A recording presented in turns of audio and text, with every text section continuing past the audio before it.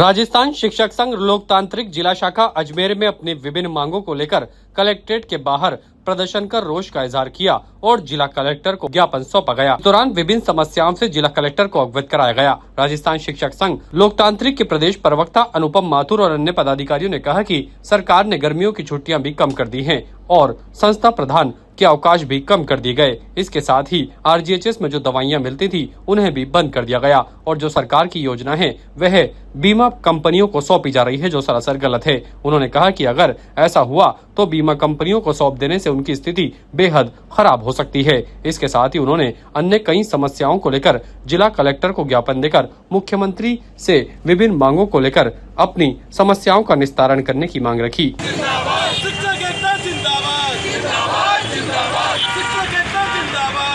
शिक्षक एकता जिंदाबाद, जिंदाबाद, जिंदाबाद, हमारी एकता जिंदाबाद, जिंदाबाद। मुख्यमंत्री होश में आओ, होश में आओ, होश में आओ, RGHS लागू करो। उन्होंने कहा कि सरकार जो बीमा कंपनियों को सौंपना चाहती है वह सरासर गलत है। शिक्षकों ने गर्मियों की छुट्टियां यथावत रखने के साथ ही प्रतियोगी परीक्षाओं के आयोजन पर पुनर्विचार करने की मांग रखी और मुख्यमंत्री से मांग की गई कि जो भी उनकी जायज समस्याएं हैं उस पर गौर किया जाए और उनकी समस्याओं का जल्द से जल्द निस्तारण किया जाए। राजस्थान शिक्षक संघ लोकतांत्रिक के बैनर तले राजस्थान सरकार की जो महत्वाकांक्षी योजना है RGHS राजस्थान हेल्थ स्कीम, इसके अंतर्गत घोर अनियमितताएं अवस्थाएं पाई जा रही है और इससे जो पेंशनर्स और राज्य कर्मचारी पीड़ित हो रहे हैं, इस व्यथा को लेकर हम माननीय कलेक्टर साहब को ज्ञापन देने के लिए आए हैं। इस व्यवस्था के तहत जो राज्य सरकार की जो महत्वाकांक्षी योजना है, इसमें कैशलेस और सुगम और पारदर्शी चिकित्सा सुविधा कर्मचारी को उपलब्ध कराना सरकार का दायित्व है, लेकिन इसमें बहुत सारी गौर अवस्थाएं हैं, जैसे कि कई हॉस्पिटल OPD और IPD के लिए मना कर रहे हैं, जबकि हमारा जो राज्य सरकार का कर्मचारी है प्रति माह अपने वेतन में से RGHS का अंशदान 875 रुपये प्रति माह कटवा रहा है। उसके बावजूद वो अपनी इन सुविधाओं को भोग नहीं कर पा रहा है और कई मेडिकल और जो निजी अस्पताल है वो उसको उपचार देने से मना कर रहे हैं। इसका घोर विरोध हम कर्मचारी करने के लिए आए हैं।